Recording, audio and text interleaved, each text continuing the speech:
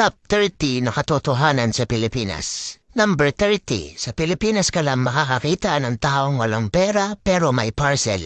Number 29, sa Pilipinas ka lang makakakita na ang mga tao na tumatanda ay lalong nagmumukhang pera.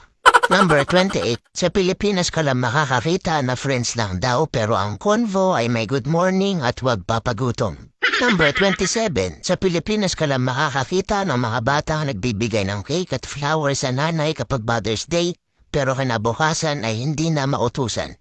Number 26, sa Pilipinas ka lang makakakita ng taong palusumbong sa boss para lang ma-promote sa trabaho.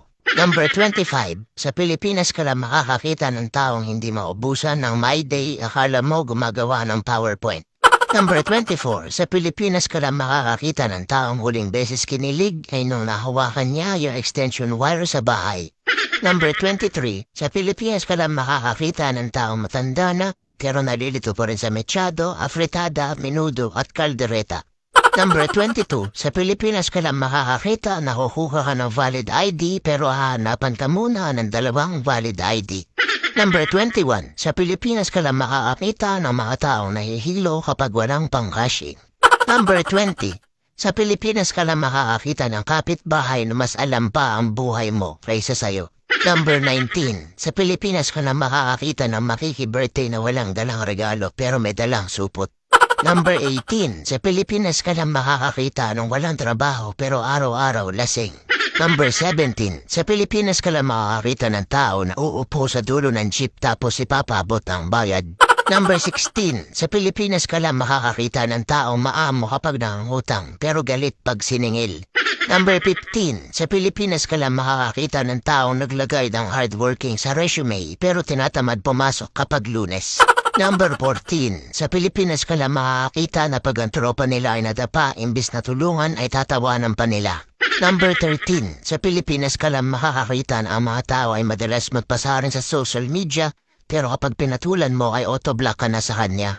Number 12, sa Pilipinas ka lang makakakita ng mga tao na nagsisiraan pero nagbabanding.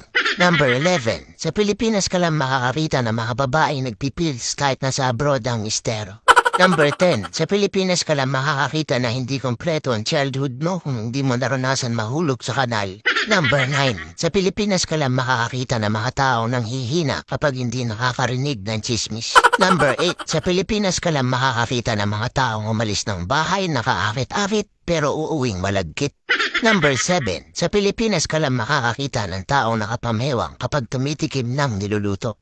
Number 6, sa Pilipinas ka lang makakakita ng mga taong nagmumugkon kahit hindi naman naging sila. Number 5, sa Pilipinas ka lang makakakita ng mga bahay na nagiging oven kapag tanghali. Number 4, sa Pilipinas ka lang makakakita na pagbuntis ay chichismis pero pag binyag ay nakikikain. Number 3, sa Pilipinas ka lang makakakita na may mga taong sinasabawan ang pansit canton. Number 2, sa Pilipinas ka lang makakakita ng mga taong nagsasabi na on the way na pero ang totoo ay kakagising pa lang. Number 1, sa Pilipinas ka lang makakakita na dahil sobrang init pati wallet walang laman tuyong-tuyo.